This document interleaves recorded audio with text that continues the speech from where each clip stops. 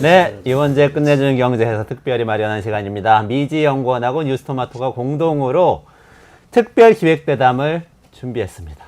주제는 뭐냐면요. 먼저 고통에 응답하라 이런 주제예요. 우리 국민들이 고통스러운 일들이 많은데 이 문제에 대해서 누가 해답을 줄 수 있을까? 그래서 사회 각계 이 해답을 가지고 계실 것 같은 분들을 모시고 인터뷰를 깊이 있게 진행하는 시간을 연달아서 진행하기로 하고요.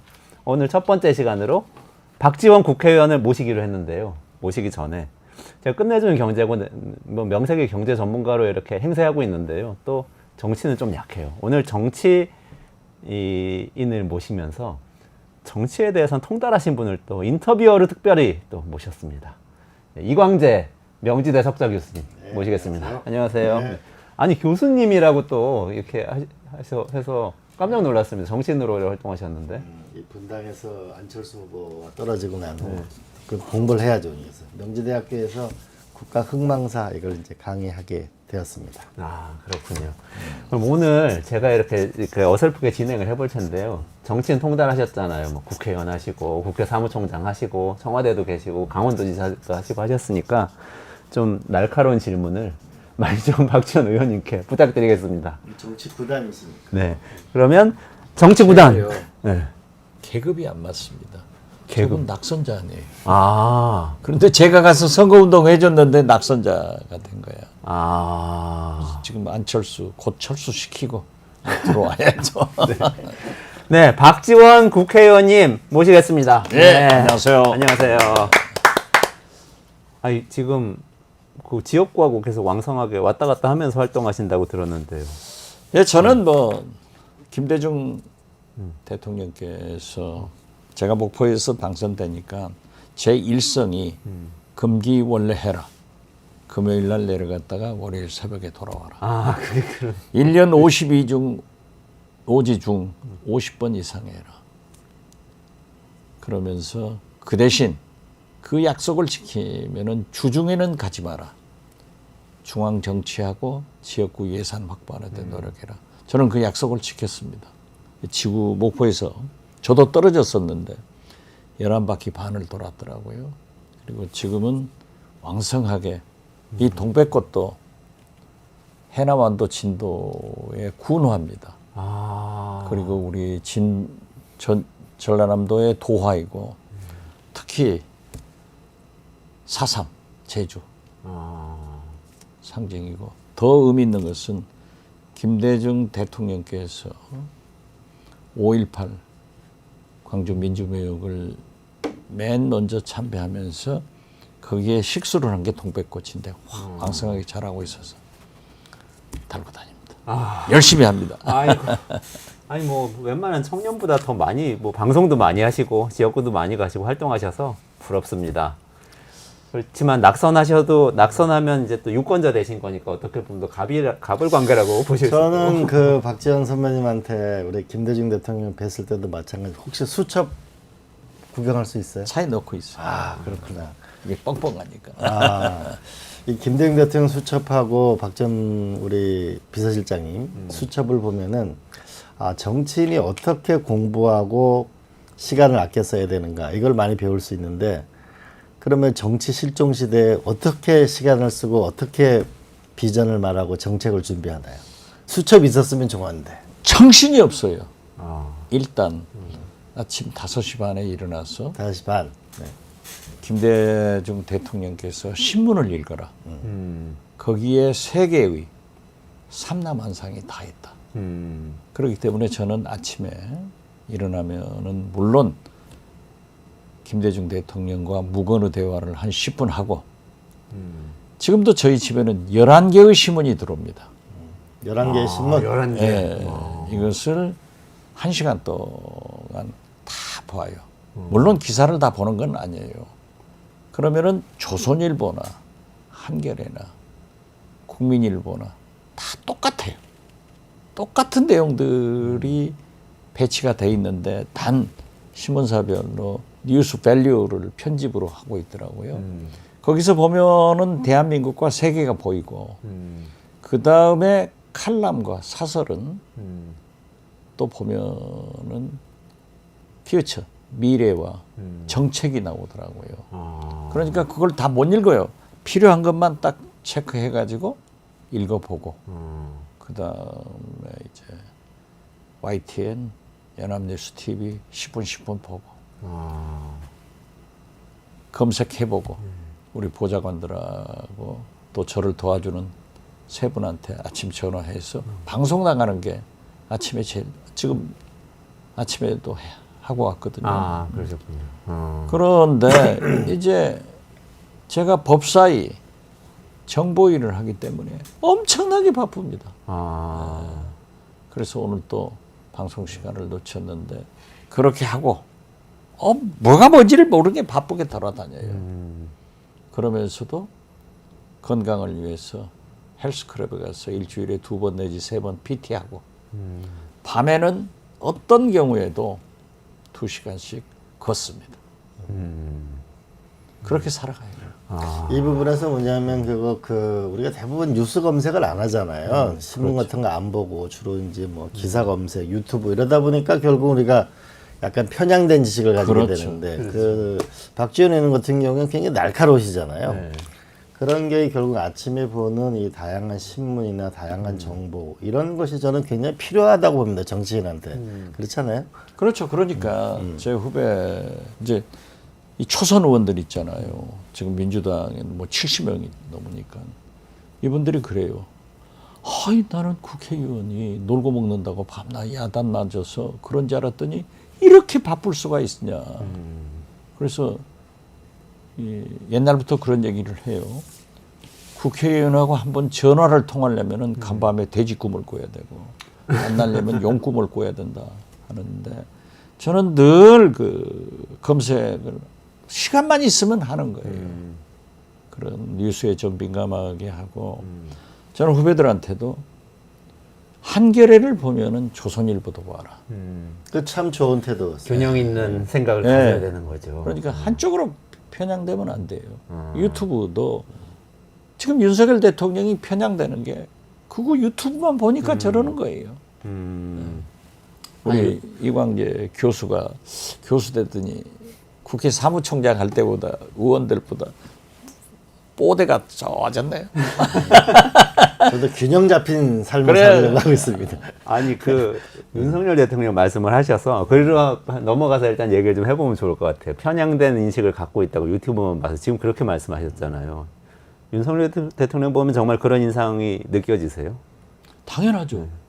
아니 그러니까 윤석열 대통령의 가장 큰 문제점은 당신이 대통령을 아주 잘하고 있다. 이 생각인 것 같아요. 다른 사람 말 안 듣잖아요. 정치는 검찰 수사하듯 하고 검찰 수사는 정치하듯 하고 있단 말이에요. 여기에서 모든 문제가 발생되고 있는 거예요. 네네네. 아니 그게 옛날 같으면 그래도 저는 옛날 모르니까 두 분한테 여쭤보고 싶은 건데요. 대통령하고 뭐 여당 야당이 뭐 이렇게 카메라 마이크 앞에서 막 싸우고 그래도 우리 이제 유권자들은 이렇게 느꼈단 말이죠. 저기서는 싸우지만 뒤에서는 뭔가 이렇게 타협을 해가지고 그래도 뭔가 솔루션은 결과물을 가져오더라. 겉으로는 막 욕하고 그러는 것 같아도 그런 느낌이 있었는데 지금 없어진 것 같아요. 그렇잖아요. 그전엔 뭐 저녁 때는 대체로 여야 의원들이 같이 밥 먹는 시간이 많았죠. 지금은 어떻게 여야 의원들이 밥 먹는 시간도 줄어들 뿐만 아니라 같은 당 의원끼리도 밥 먹는 시간이 줄어들었어요. 그만큼 사실 정치라는 게 대화를 통해서 지혜를 얻는 건데 매우 빈곤한 정치가 되고 있는 거죠 지금. 그러니까 쉽게 말해서 카메라, 방송사 카메라, 기자들 앞에서는 싸울 수도 있고 경론을 토로하지만은 일단 없으면은 야, 뭘 그걸 가지고 그래 하고 나가서 또 저녁 때는 나가서 국회 앞에 포장마차, 싸구려 술집, 식당 여기에서 항상 여야 의원들이 함께 살아요. 그런데 지금 이광재 교수 말씀대로 지난번 국회 사무총장 하셨잖아요. 그때 저는 이제 목포에서 떨어져 가지고 국정원장 할 때인데 뭐 의원들 상대를 안 했지만은 안 한다고 그래요. 지금도 안 해요. 그러니까 지금 같은 당 의원들도 잘 식사를 안 한다 해서 제가 주로 초선 의원들하고 점심을 많이 해요. 그리고 저는 그 습성대로 지금도 기자들 점심 저녁을 매일 하는데 좀 소통이 안 되고 있는 거죠. 여야는 물론 정치권 자체가 완전히 메말라 버렸어요. 그 소통도 필요하고 김대중 대통령 보면 초선 의원들한테 의정 활동하는 걸 가르쳐 주잖아요. 가르쳐주지. 일일이 가르쳐 주잖아요. 지금 그런 선배도 많이 필요해 보입니다. 제가 자랑할 말 할게요. 제가 안 가져왔는데 명함형 조그만 이 의정 보고서를 저는 꼭 만들어요. 국회의원들도 선거법이 엄격하기 때문에 자기 명함은 자기만 줄 수밖에 없어요. 지역구에서는 못 준단 말이에요. 그러니까 명함처럼 예쁘게 미니 의정 보고서 이렇게 해서 선관위에서 허가를 맡아가지고 오면은 그것은 수만 장 찍어가지고 지역구에서 막 돌려주는 거예요. 이걸 전부 해가지고 우리 야권 192명의 의원들한테 이렇게 해라 했더니 자기들도 그렇게 하겠다고. 우선 돈이 안 들잖아요. 그리고 저 같은 사람은 좀 건방진 표현 같습니다만 홍보가 필요 없죠. 박지원이 모르는 사람이 어디 있어요? 그래도 초선 의원들은 좀 알려야 되거든요. 그걸 하는지 안 하는지 두고 볼 거예요. 그리고 이 김대중 네네네네. 책이 나왔는데 예, 그쵸? 육성 이게, 회고록. 아주 이게- 뭐 절찬리에 판매되고 없더라고요. 책이. 그렇죠. 연세대학교 김대중 도서관의 유상영 관장 교수가 시작할 때 저도 이 작업에 참여했거든요. 네. 김대중 대통령이 병환 중이면서도 41번 43시간에 걸쳐서 인터뷰를 했어요. 녹화가 다 됐어요. 그러니까 이것을 김대중 도서관과 연세대학교하고 한길사에서 약간 유문을 해가지고 책을 냈어요. 아주 재밌는 것은 군데군데 QR코드를 심어가지고 핸드폰만 대면은 김대중 대통령의 육성이 나올 수 있게 됐는데 이걸 제가 300번을 주문해가지고 여야 의원들한테 민주주의고 그건 현대사다. 그래서 다 보내줬는데 다 감사하다고 잘 읽고 있다고 여야 의원들이 하더라고요. 한동훈 대표하고 김민기 사무총장한테만 원회는 보냈어요. 두 분 다 연락이 없어. 그런데 아무튼 이게 초판 재판 다 판매가 돼버리고 지금 3판 똑같은 게 아마 9월 3, 4일 내일 모레 사이에 나올 거예요. 그래서 저도 우리 당직자들이 지방에 있는 분들이 이제 젊은 당직자들이 민주당이 350명이더라고요. 그래서 이걸 사실 추석 선물로 해남 고구마를 보내주려다가 이 책으로 보내주려는데 내일 모레 나갈 거예요. 네. 그래서 꼭 한번 읽어보세요. 꼭 읽어보겠습니다. 네. 자, 내가 이 서명했으니까 이광재 교수. 아니 근데 김대중 대통령이 살아계셨으면 지금같이 아까 말씀하신 정치 실종 시대에 어떻게 하라고 얘기를 하셨을까요? 글쎄요, 제가요 아침에 한 10여 분 무건의 대화를 하는데 제가 어느 날 대통령님 남북 관계가 김대중, 노무현, 문재인 잘 돼 있었는데 윤석열 대통령이 완전히 절단돼 가지고 파탄내 가지고 전쟁이 될 것 같습니다. 어떻게 했으면 좋겠습니까? 그러니까는 김대중 대통령이 저는 육성이 들리는 거예요. 국회에서 설득해라. 윤석열 대통령을 설득해라. 설득해도 안 됩니다. 투쟁해라. 투쟁해도 안 됩니다. 그러면 국민과 함께 대통령을 바꿔라. 이런 말씀을 하시더라고요. 전 문제예요. 우리나라의 모든 근원은 윤석열 대통령이 문제가 되는 거예요. 그렇게 생각을 하세요? 교수님? 지금 이제 이번에 우리가 의료 이 사태를 보면서 제가 며칠 전에 김종인 박사를 뵀어요. 그러니까 머리가 깨지셔가지고 피가 철철 나가지고 앰뷸런스를 보냈는데 병원을 22곳을 다니셨대요. 대한민국에 뭐냐 김종인 박사를 모르는 사람이 없잖아요. 그러니까 특혜를 봐달라는 게 아니고 이제 22곳을 다니셔서 일반 국민 같은 경우는 얼마나 지금 어렵겠어요. 지금 수술실을 못 구해서 굉장히 어렵잖아요.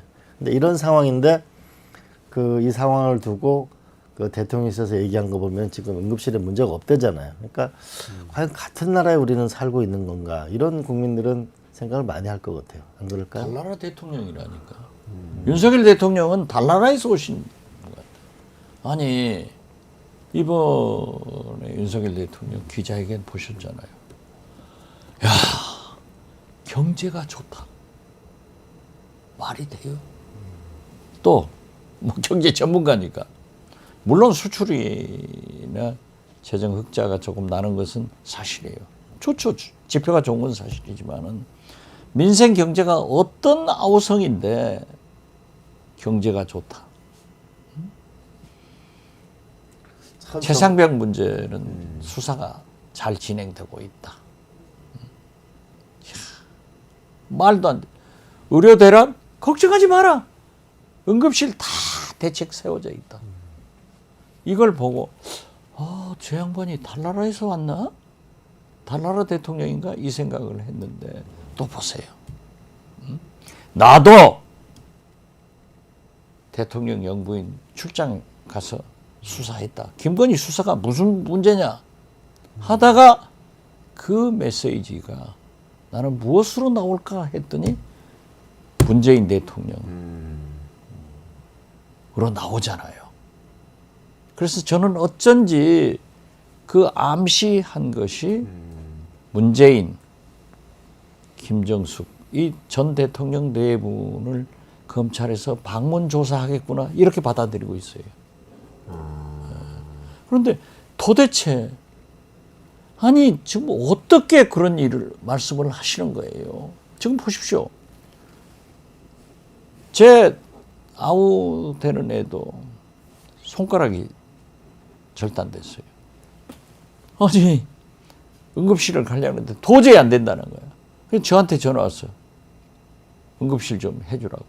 그래서 야 김종인 대표도 안 되는데 내가 내 말이 먹히겠냐 해가지고 이제 치료를 받았다 가는데 이게 아니 추석 때 이거 보세요. 경제 전문가니까 전문의들이 응급실에 근무하면 수가를 5배 올려주겠다. 군의관들 245명을 배치한다. 해야죠. 추석 끝나면 어떻게 되죠? 이게 나는 다른 건 몰라도 국민이 죽어가고 있잖아요. 누가 죽이는 겁니까? 누가 살인자입니까? 그래서 저는 이 의료 대란은 절대 국민이 용서하지 않고 이건 정권 차원으로 옮겨간다. 내년 최초로 의사가 배출되지 않고 전공의, 공보의, 군의관이 배치되지 않는 그 해가 되는 거예요. 지금 제 조카들도 저희 처가도 다 의사 집안이에요. 그런데 어제 저녁에 제가 운동하고 올라가는데 저희 아파트의 젊은 청년이 같이 엘리베이터를 탄 자기가 의사래요. 그러면 지금 전공하느냐? 아니요. 자기는 미국 가려고 준비하고 있다고. 지금 우리 의사들이요. 싱가포르 같은 데서는 우리 의과대학의 질이 좋기 때문에 그냥 의사시험 테스트 안 하고 바로 의사 면해줘요. 호주 일이 다 빠져나가요. 큰일 나요. 큰일 나요. 그래서 이게 보니까 그 대통령한테 과연 바른 보고를 하는 시스템이 있는 건가. 그러니까 대통령이 소리를 믿으면 안 되거든요. 보고를. 참모를 한편으로 믿지만 한편으로 절대 소리를 믿어서는 안 되고 또 한편으로 노 대통령도 보면 절대 독대를 안 하거든요. 견제하게 하거든요. 그런 면에서 이 시스템 자체가 지금 뭔가 결함이 있는 거 아닌가라는 생각이 확실히 들어요. 그리고 지금 말씀하셨는데 이 사실 민생의 최대 문제는 생명과 재산인데 생명 부분은 이거는 뭔가 국회의장님과 국회에서 뭔가 이 근본적인 대책을 마련하지 않으면 내가 볼 때는 어마어마한 문제로 번질 것 같은데요. 예, 걷잡을 수 없습니다. 지금 뭐 이광재 교수께서 노무현 대통령 독대하지 않았다. 이제 김대중 대통령부터 독대하지 않는 게 돼 있죠. 그리고 우리는 할 말을 하잖아요. 윤석열 대통령 거기 대통령실 사람들 만나보면은 할 말을 못 한대요. 이게 독재자 아니에요? 독재자나 다름없다 이런 생각이신가요? 아니요, 나는 독재자라고 딱 규정합니다. 독재자다. 예. 지금 이 국회한테 입법 독재한다 하는데 대통령이 독재자니까 이걸 견제하려면은 입법이라도 해야죠. 그런데 또 거부권 행사해버리고 이런 악순환이 되면은 저는 우리나라가 굉장히 망하는 길로 가고 있다. 막된 얘기를 하고 다닙니다. 그런 면에서 이번에 지난 이재명 대표하고 한동훈 대표하고 대표회담에서 뭔가 좀 타결이 저도 최상병 특검 문제는 뭔가 타결이 날 줄 알았는데 한동훈 대표가 전혀 결단을 못 내렸어요, 그죠? 함에도 불구하고 저는 굉장히 의미 있고 성공적이다 이렇게 봐요. 만났잖아요. 만났어. 그렇죠. 그래도 좀 방향은 잡혔어요. 그래서 저는 오늘 법사에서 민주당이 한동훈 대표가 얘기한 제3자 특검 이 법안을 냈는데 우리 정청래 위원장이 그러더라고요. 지금 제가 봐도 조금 민주당이 화끈하게 양보를 했어야 되는데 또 걸었어. 그래서 저도 얘기를 했어요. 이러면 안 된다. 저도 생각이 똑같아요. 그게 우리 이 커먼 센스. 네. 보통 정치를 하는 사람들은 최선을 택하려고 하지만은 차선. 최악의 경우에는 차까지 가는 겁니다. 정치란 게. 그래서 이 조화를 이루어야 되는데 이건 아니다. 뭘 걸었습니까? 뭐 아무튼 디테일의 악마가 있다 하지만은 대법원장이 4명을 추천하면은 국회에서 야당이 2명을 거기서 뽑아가지고 국회의장이 대통령한테 추천한다. 대법원장의 권위도 국회가 무시해서는 안 돼요. 3권 독립인데 아니 우원식 국회의장 국회를 대통령한테 무시한다고 하면서 우리가 그래서는 안 된다. 저는 그렇게 보고 기왕 하려면은 대법원장한테 잘 해서 추천하는 게 좋다. 그래가지고 4명 다 마음에 들지 않으면은 국회의장이 대법원장한테 다시 추천하셔. 이게 아니지 않냐. 정치를 할 때는 감동적으로 좀 양보를 확 해버려라. 네, 저는 이 부분은 전적으로 동의하는데 어쨌든 현재 대법원장이 정말 원칙적인 분이거든요. 그리고 대법원을 존중할 필요가 있고 그리고 또 한동훈 대표가 양보를 표명했으면은 민주당이 이 부분을 확실하게 협상을 해서 끝을 내면 그리고 최상병 문제 특검을 끝을 내야 되잖아요. 이거. 그렇죠. 너무 오래 끌고 있거든요 지금. 그리고 그 고발 문제는 그게 안 됐더라고요. 그래서 오늘 법사위에서 이제 야당 의원들끼리 얘기를 사전에 회의를 하는데 지도부에서 원내 지도부에서 일단 이렇게 내고 한동훈 압박용이에요. 그 한동훈 측에서 개정안을 내면은 함께 심의해서 대안으로 하자. 이건 정치가 아닙니다. 이건 압박이죠. 그렇게 되면은 감동이 먹겠느냐. 그래서 어떻게 됐든 막 그렇게 되는 것 같아요. 그렇지만 우리 정치가 이렇게 메말라서는 안 돼. 그런데 저는 요즘 걱정이 돼가지고 사실은 제가 어제 하루 종일 청문회하고 11시 넘어서 끝났는데 2시까지 잠을 못 잤어요. 한동훈이 이태로워. 한동훈이 이태로워. 한동훈 대표가 쓰러지면요. 안 돼. 그래 좀 한동훈 살리기 좀 합시다. 왜 그렇게 생각하세요? 왜 한동훈하고 쓰러지면 안 같이 됩니까? 가야자. 가야 좋잖아요. 그리고 무엇보다도 윤석열 대통령과 한동훈 대표만큼 대립각을 세우는 사람이 없어요. 그래서 윤석열 대통령을 좀 끌어안쳐야 돼요. 제가 경제 전문가니까 우리 해남 농민회에서 광화문에서 데모를 하는데요. 쌀값 문제 때문에. 야, 기가 막힌 구호가 있더라고요. 뭡니까? 윤석열은 끌어내리고 쌀값은 올리고 끌어올리자. 끌어올리자. 이게 민심이에요. 한동훈 대표가 이제 결국은 어려워질 거라고 보시는 거네요, 그죠? 지금 어려워졌어요. 지금 말이죠. 네. 대표 취임 한 달 이리 주전에 됐잖아요. 언론이나 국민들이 아주 인색한 평가를 했더라고요. 그런데 한동훈 자신이 검사만 해가지고 느닷없이 윤석열 대통령이 벼락 출세 시켜놓으니까 비대위원장 돼가지고 흔들려. 자꾸 이 감이 익지 않았어요. 그래서 나는 땡감으로 떨어져 버린다. 딱 그걸 대고 근데 이 상황을 이겨내려면 어떻게 해야 될까요? 한동훈 대표가. 자기가 얘기한 대로 국민의 뜻을 따라야죠. 민심을 얻고 그렇게 친윤들이 방해를 했어도 63, 4%의 지지를 받고 대표가 됐잖아요. 국민과 함께 가야 되는 거예요, 정치인은. 그러니까 김대중 대통령께서도 그런 말씀했어요. 정치인은 내 생각이 중요한 게 아니다. 국민 생각을 따라가야 된다. 그걸 지금 흔들리고 있는 거예요. 윤석열 대통령한테 한번 최상병 특검 얘기했다가 한 방 쥐 맞으면 또 쓱 으쓱하고 이러면 흔들리면 안 돼.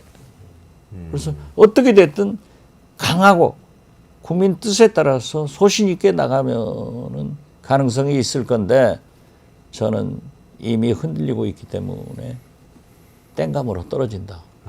그렇게 봐요. 결국은 조선을 개국한 정도전이 이런 얘기를 했거든요. 도덕으로 정치를 하게 되면은 현실성이 없고 법률로만 정치를 하게 되면 시시비비를 따지다가 당쟁 싸움에 나라가 편할 날이 없을 거다라고 하는데 이 법률가로서의 이런 검사로서의 이런 생활을 하고는 절대 정치에 국민의 마음을 저는 살 수 없을 거라고 봅니다. 말씀하신 대로 국민을 보고 정치를 해야 되는 거죠. 큰 정치가 필요한 거죠. 지금. 그렇지. 그럼 윤석열 대통령의 맞서는 역할을 지금 해야 되는 건가요? 한동훈 대표. 아니 윤석열 대통령이 민심을 위반하고 하잖아요. 아까 기자회견 얘기했잖아요. 네네. 경제 전문가 지금 경제 좋아요? 아유, 이건 말도 안 되죠. 그리고 나도 김건희 여사가 그렇게 대통령실로 불러서 조사한 게 맞은 일이에요? 아니죠. 아니잖아요. 네. 응? 최상병 수사가 잘 되고 있는 거예요? 그래서 지금 한동훈 대표도 흔들리는 게 공수처에서 8말 9초에 최상병 수사 결과가 나온다. 이걸 지금 흔들리는 거예요. 그걸 믿냐고요. 지금 김건희 특검, 김건희 디올백 수사심의 그거 믿어요? 안 믿는데 그 함정에 빠져간다 이거죠. 그렇죠. 스스로 뭐냐면 법률가의 함정에 스스로 빠지고 그렇지. 있는 거죠 지금. 예, 결국 국민의 마음속에 결국은 미래가 있는 거거든요. 김건희 여사건은 앞으로 어떻게 될까요? 안 하려고 하겠죠. 안 하려고 하겠죠. 그런데 안 하려고 한다고 해서 대한민국 국민이 그대로 용납 안 해요? 잘 아시지만은 근현대사를 보면은 지도자가 훌륭해서 국난을 극복한 적이 없습니다. 민중, 국민이 이끌어가는 거예요.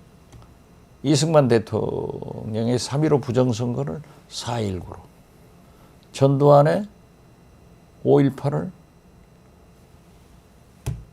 광주 시민들이, 박근혜의 국정농단을 촛불로 이렇게 하잖아요. 심지어 김대중 대통령의 IMF 외환위기도 결국 민중, 국민이 금부치를 나라에 바쳐가지고 그 모습을 보고 외국에서 저런 국민이면 도와야 된다 해가지고 극복하는 것 아닙니까? 절대 민심이 과학이라니까요. 이걸 무시하면은 윤석열 대통령 안 돼요. 빤한 거예요. 저는 분명히 얘기합니다. 뭐라고 하더라도 윤석열, 김건희 저런 식으로 하면 퇴임 후도 감옥 간다. 단정적으로 얘기해요. 이번에 저기 가을 되면 이제 김건희 여사 특검이 어쨌든 간에 수면이 올라와서 그게 전국의 핵심이 될 거라고들 많이 이야기를 하던데 지금 뭐 방향 어떻게 잡고 계세요? 아직은 이제 민주당에서도 거기까지는 얘기는 하지만은 사실상 엄포고 네. 공론화는 안 하고 있어요. 왜냐하면은 지금 현재 거부권 행사에 야권 192명의 의원들이 특검, 탄핵 이것에 대해서 자꾸 그 피로증을 느낀다라고 하는데 저는 그러는 거예요. 자, 우리 야당 야권이 달을 가리키면 왜 손가락을 보냐? 그 달을 보면은 그 안에서 윤석열, 김건희, 검찰이 관광순리하고 놀고 있지 않냐. 저걸 부셔야 된다. 하는데도 조금 이제 최상병 특검에 포커스를 맞춰서 이걸 해야 되는데 최상병 특검을 윤석열 대통령이 받아들이면은 피해망상증이 있는 거야. 박근혜 반면교사를 자꾸 보는데 그 특검을 받아들이면 필연코 탄핵으로 간다. 이런 걸 가지고 있어요. 그런데 윤석열 대통령이 제일 미워하는 사람이 이재명 아니에요. 한동훈이야. 이런 갈등이 있는데 김건희 특검은 조금 기회를 보면서 조절을 했으면 좋겠어요. 저도 그렇게 얘기를 하고 있고. 아까 한동훈 대표하고 이렇게 이재명 대표하고 아까 성과가 있었냐 뭐 그래도 맞는 것도 성과다 이렇게 말씀 주셨는데 저는 이제 어떤 기대를 했냐면 그렇게 합의할 수 있는 게 몇 가지는 좀 있지 않았나 싶거든요. 예를 들면 금융투자소득세 같은 경우, 금투세 같은 경우에 두 분이 뭐 사실 모르겠어요. 당론은 좀 다를 수 있는데 두 분 대표들은 입장이 거의 비슷한 것 같고 조금 뭐 보완하냐 뭐 완전히 폐지하냐 이 문제인데 그거는 뭐 유예해놓고 나중에 보완 논의하자 뭐 이러면 되는 문제를 합의가 되지 않을까 싶었는데 그거는 합의가 또 안 됐어요. 입장이 비슷할 수도 있는데 어떻게 보세요? 이 문제는. 두 분 다 궁금하네요. 제가 2000년 6.15 남북 정상회담 특사로 김대중 대통령께서 임명을 하시면서 딱 하신 말씀이 모든 정치 협상의 교과서입니다. 구동존의하고 선의훈환해라. 이 말씀이에요. 그런데 여야 대표도 지금 뭐 10몇 년 만에 만났다는 건 11년 만에 11년 만에 만난 거 아니에요? 그런데 거기서 우리 국민이야 그렇죠. 심지어 우리 정치권 언론도 몽땅 합의해가지고 나오기를 바라지만은 그건 아니에요. 그래서 저는 그 의미가 있고 성공이다 이렇게 보는데 금투세, 이제 상속세, 종부세 이런 문제가 작년 또 우리 세수 펑크가 56조 아니에요? 금년에도 30조가 나온다는데 자꾸 재정 운운은 문재인 정부 탓하고 부자 감세를 하려고 한단 말이에요. 그러니까 우리 민주당 정체성은 서민 보호 아니에요? 중산층과 서민을 보호하는. 그렇기 때문에 내부에서 약간의 진통이 있습니다. 당대표가 그런 주장을 하지만은 진성준 정책위 의장은 말도 꺼내지 마라.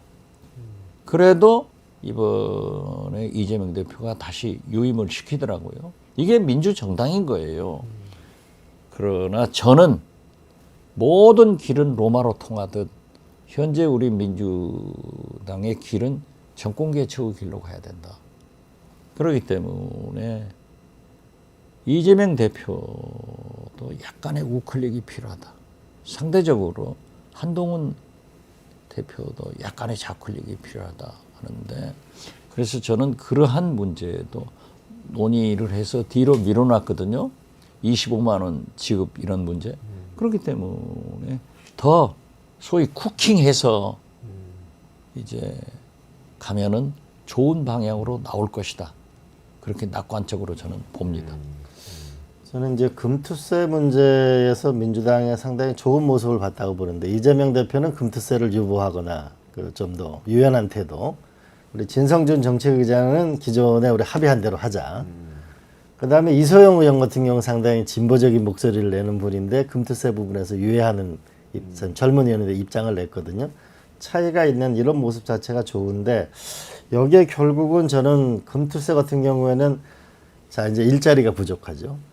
집은 살려면 26년 걸리죠. 그럼 주식이라도 뭔가 돈을 좀 벌어보자라고 하는 그런 심리가 있잖아요. 그런 면에서 지금 한 1,400만 정도가 이제 주식 투자를 하는데, 금투세 부분에 대해서 우리가 좀 유보를 하고 거래세를 좀 인하하는 부분에도 좀 민주당이 좀 전향적일 필요가 있겠다. 또 나아가서 우리가 너무 단타거든요, 주식이. 좀 장기 보유를 하게 되면 세제 혜택을 좀 확실히 줘야 되고, 또 주식을 투자하게 되면은 돈을 벌어야 되잖아요. 근데 노무현 대통령 시절에 연기금을 주식으로 넣는다고 하니까 막 연기금 사회주의라고 반대가 어마어마했는데, 결국 그때 700포인트에서 2000포인트로 끝났거든요. 그러면 현재 퇴직연금이 한 400조 정도 있는데, 이게 주식시장에 가서 좀 나중에 연금에도 도움이 될 수 있는 이런 길을 종합적으로 좀 주식으로서도 뭔가 국민의 소득을 얻을 수 있는 길을 열을 필요가 있어 보이고, 더 본질적으로는 국민들 입장에서 우리가 왜 세금을 내야 하는 거지? 이런 면에서 지금 종부세, 그죠? 상속세, 지금 금투세가 논의가 되고 있는데, 이건 어떤 정략적인 것보다는 국회 내에 조세 관련된 특위 같은 거를, 독일 같은 건 아예 이거를 계량 모델을 만들어 가지고 이렇게 했을 때 어느 계층이 이익이고 불리한지, 어떤 효과가 있는지를 하듯이 그런 세금 관련 특별위원회를 하나 만들어서 논의를 해서 결론을 낼 필요가 있지 않을까. 근데 금투세는 좀 빨리 결론을 민주당이 내면 좋겠다. 저도 동감입니다. 그런데 이 포텐셜 커스터머라는 게 있잖아요. 미래 고객이 되는데, 제가 노무현 정부 때 종부세를 내는 거예요. 근데 전라남도에 종부세를 내시는 분들이 3분밖에 없더라고요. 그런데 저는 여의도 아파트 한 채 가지고 있는 종부세를 내서, 내가 이제 목포 국회의원 할 테니까 내가 전라남도 4대 부호다, 이렇게 했는데, 서울에서 주말에 택시를 타면요, 택시 기사님들이 내 얼굴을 아니까 맨 노무현 세금이나 올리고 난리는. 기사님, 내가 종부세 내가지고 기사님이 혜택을 보는데 종부세하고 아무 무관한 기사님이 왜 세금 올렸다고 합니까? 그건 아니에요. 마찬가지로 금투세도 1,400만 원의 주식을 투자하시는 분들이 다 금투세에 해당 안 되거든요. 한 2%가 된다고. 5천만 원 넘게 수익을 내야 네. 되니까요. 그런데 아니에요. 그렇지만 이분들은 나도 금투세를 낼 수 있는 포텐셜 커스터머가 된다. 또 무조건 그래서 세금은 올리자면 싫어하는 거예요. 그런데 어떻게 됐든 저는 주식시장 활성화나 또 종부세도 좀, 공시지가가 올라가지고 다 해당돼 버리잖아요. 그런 것, 1가구 1주택 뭐 이런 거, 상속세도 우리가 높잖아요. 그런 것은 좀 전향적으로 조정할 필요가 있다. 함에도 불구하고 저는 부자감세 반대론자인데, 종부세도 존재해야 된다 하는 사람인데, 그런 것들은 잘 조정이 될 거예요. 지금 이제 뭐 대통령 선거가 3년이나 남았는데, 이제 민주당도 상당한 부분이 우클릭되고, 또 이재명 대표 혼자 하는 게 아니잖아요. 김경수 지사 돌아오지, 김부겸 총리 말하지, 김동연 지사 움직이지, 김두관 전 경남지사도 저하고 식사했는데 데리고 나간다 하더라고요. 이렇게 경쟁을 하다 보면은 정책적으로도 상당히 많은 진전이 있을 거예요. 그래서 저는 가능하다 그렇게 봐요. 뭐 얘기가 좀 더 진전될 수 있다. 이런 저는 그렇게 봅니다. 앞으로 계속 논의할 수 있다. 이런 말씀이신데. 결국은 우리가 아마 대한민국이 어떤 사회로 진화해 나갈 거냐. 결국은 세금은 거긴 걷어야 되는 거잖아요.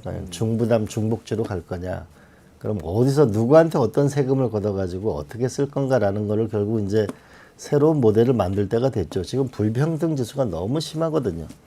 세금을 걷어야 되는 건 틀림없죠. 그러나 그게 얼마만큼 조세 저항을 줄이고 합리적이냐 이게 중요한 거라고 봐집니다. 그러네요. 저 이광재 교과수가 국회의원 할 때나 사무총장 또 우광재 뭐 좌의정 할 때는 이런 게 아주 정책통이에요.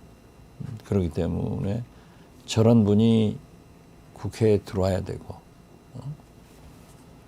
또 새로운 민주당의 대선 캠프가 들어오면은 어느 캠프에서든지 큰 일을 할 거예요. 저분들이 하면은 좋은 방향으로 나갈 겁니다. 아니 그 대선 말씀을 하셔서 그런데 많이 남긴 했지만 말씀대로 뭐 3년 가까이 지금 남은 거죠. 근데 차기 대선에 뭐랄까요? 시대 정신이 뭘까요? 항상 뭐 경제 민주화니 뭐 평화, 번영, 통일이니 뭐 이런 대선마다 화두가 되는 얘기들이 있지 않습니까?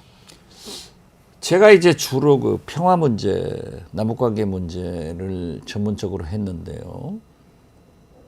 이건 아젠다는 되지만은 득표하고는 별로 그렇게 안 되더라고요. 분단 국가이지만은 그래서 역시 남북관계 문제는 화두로 존재할 거예요.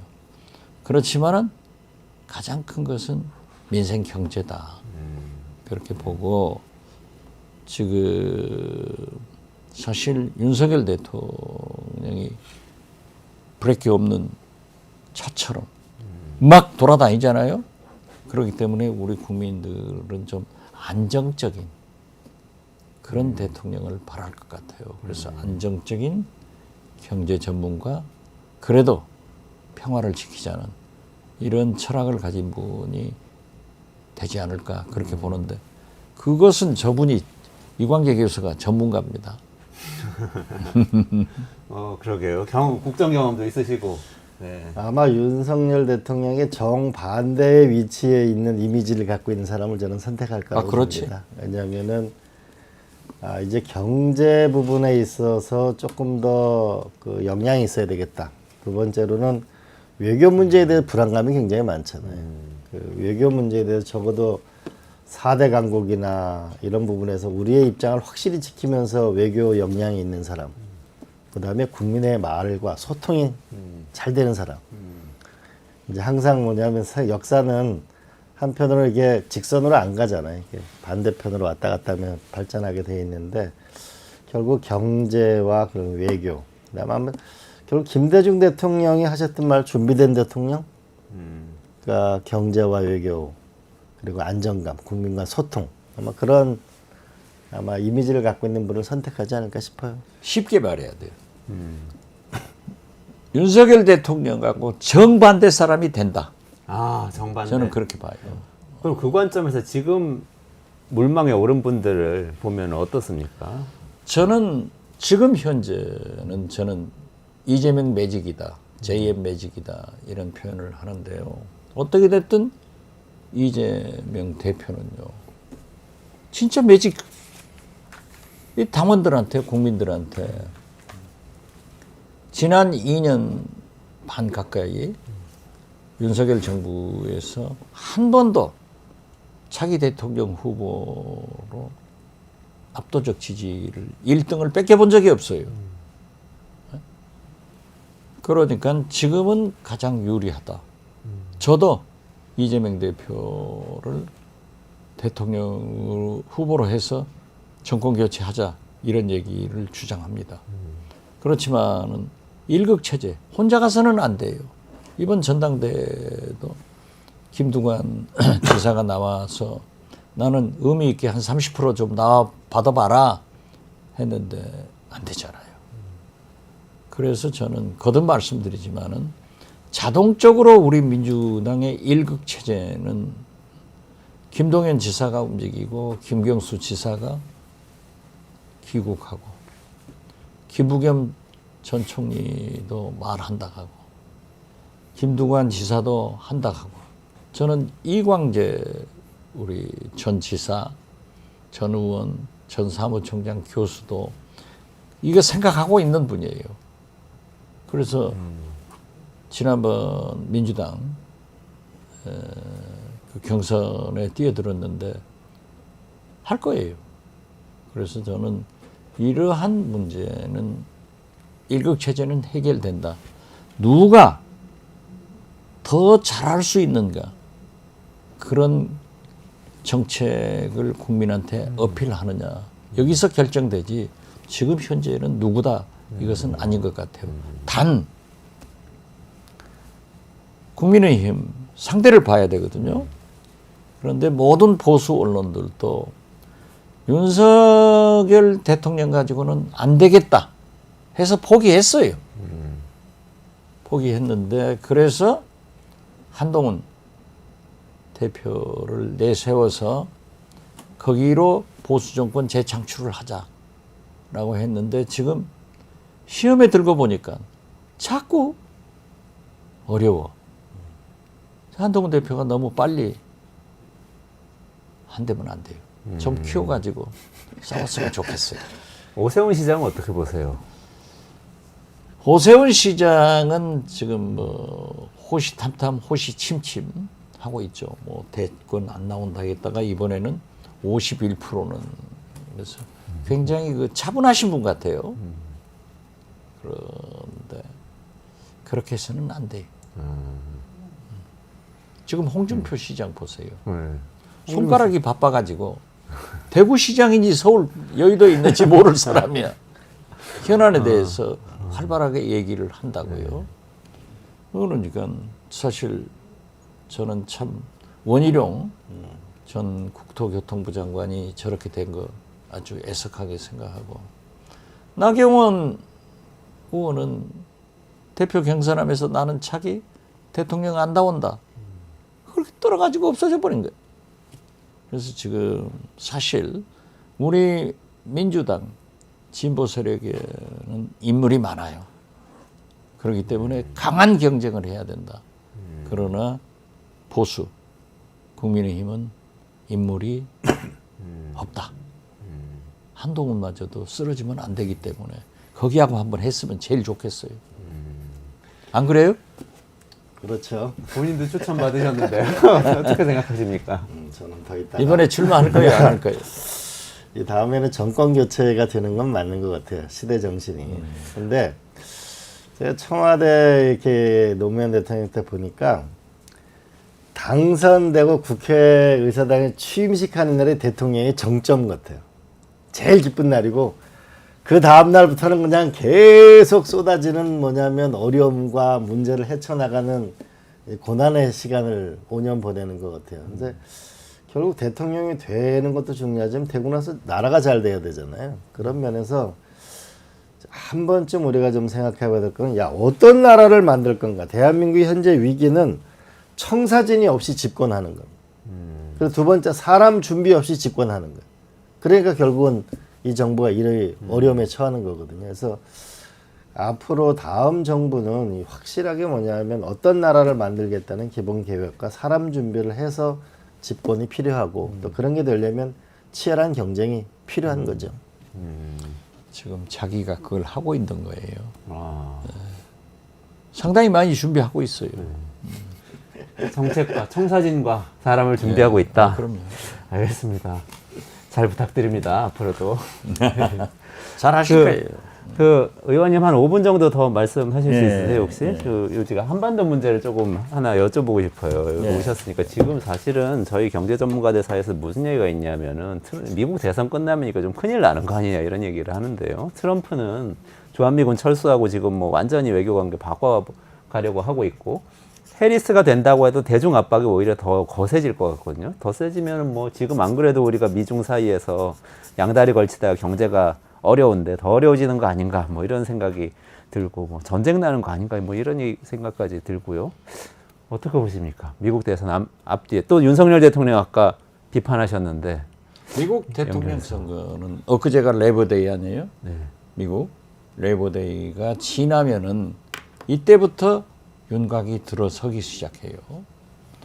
그렇기 때문에 지금 9월, 10월 2달 반 정도가 이제 캠페인 골든 타임이죠.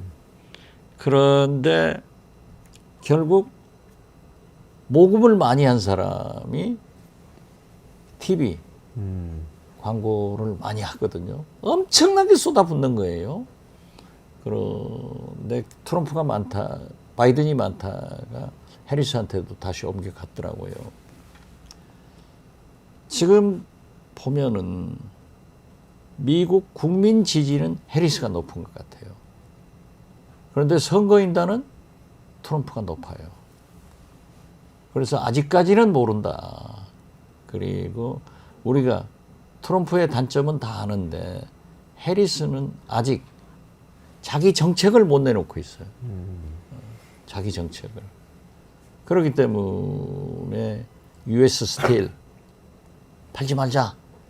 트럼프가 하니까는 자기도 하지 말자. 이게 따라가 버린단 말이에요. 미국 굉장히 민감한데 그래서 앞으로 이 2달간 해리스가 어떤 정책을 내놓느냐 이것도 굉장히 중요할 거고 앞으로 좀 전개를 봐야지 지금 누가 된다 하는 것은 아닌 것 같아요.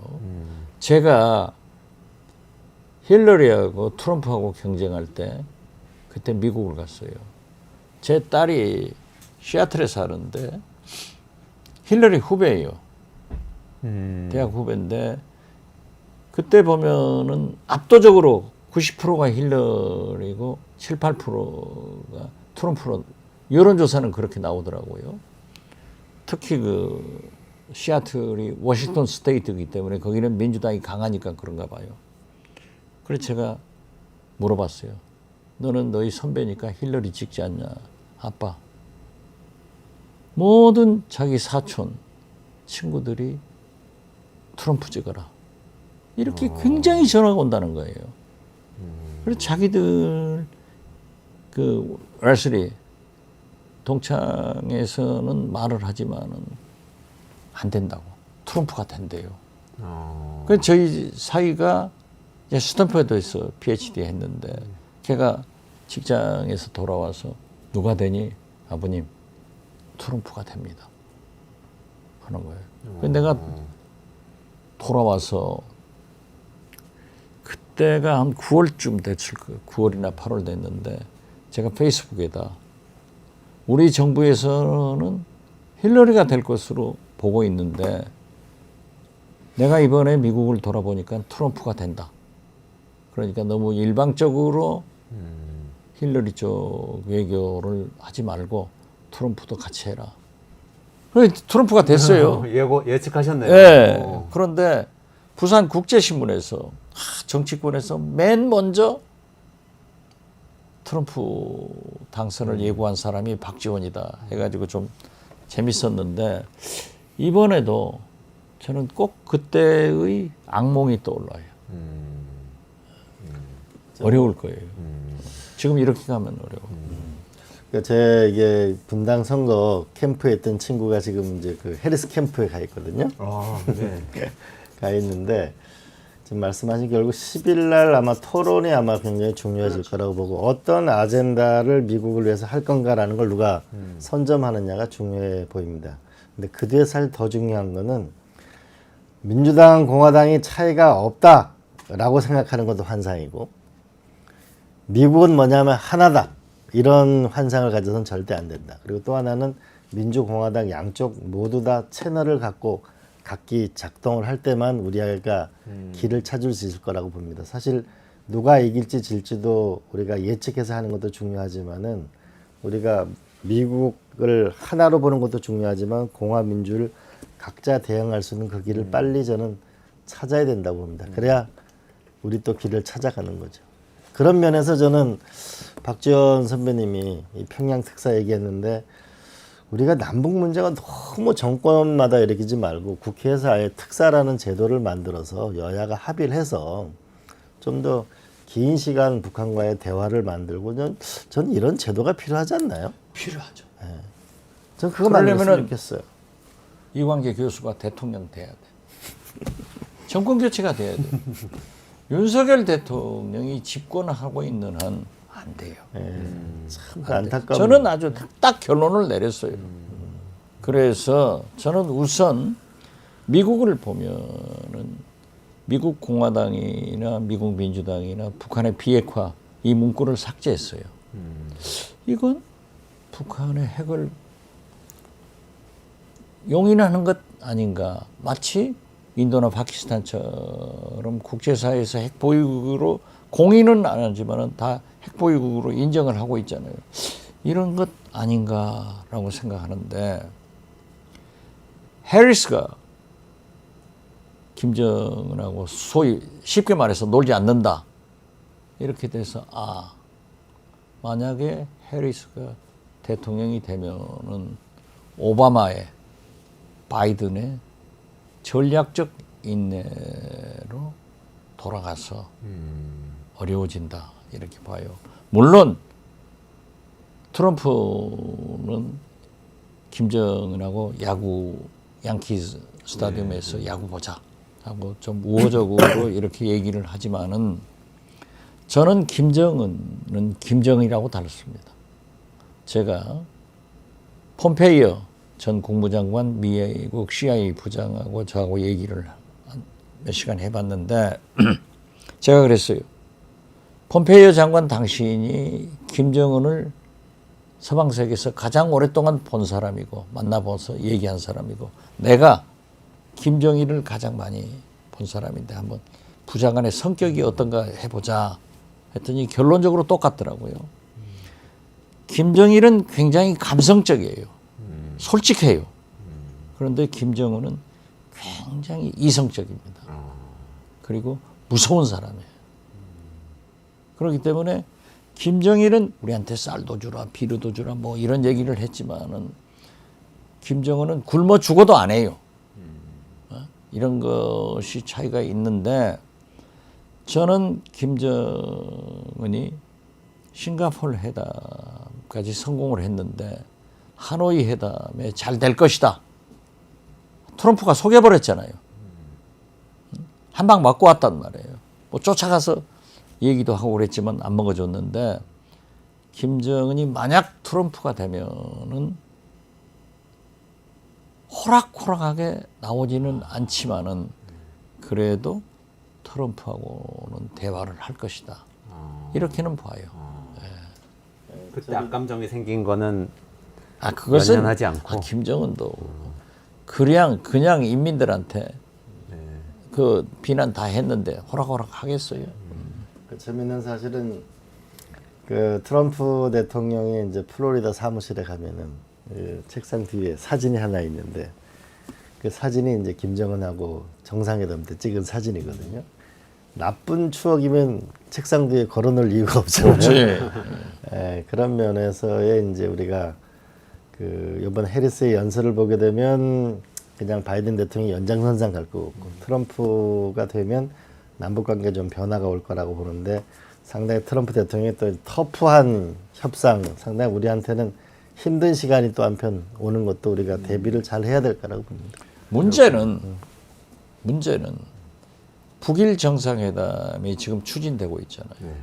이것은 제가 6.15 남북 정상회담에 특사를 해봐서 알지만은 미국의 지원 없이는 안 됩니다. 그리고 특히 미일 간의 어떤 나라예요?